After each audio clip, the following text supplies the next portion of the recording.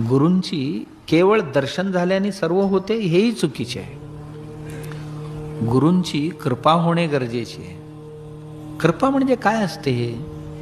बऱ्याच लोकांना असं वाटते की कृपा म्हणजे आमच्याकडे जे जे नव्हतं यांच्याकडे गेल्यानंतर ते सगळे लाभलं म्हणजे आपल्याला गुरुकृपा झाली असं समजणारी आहेत. गुरुकृपा हे नाही आहे.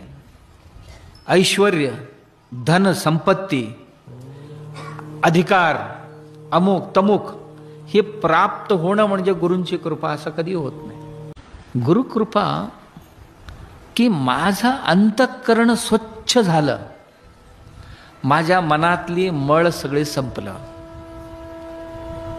माझ्या मनातली चंचलता हटली, माझ्या मनात ज्ञान धारण करण्याची क्षमता जर निर्माण झालेली असेल तर समजावं त्याच्यावर आता गुरुकृपा होते.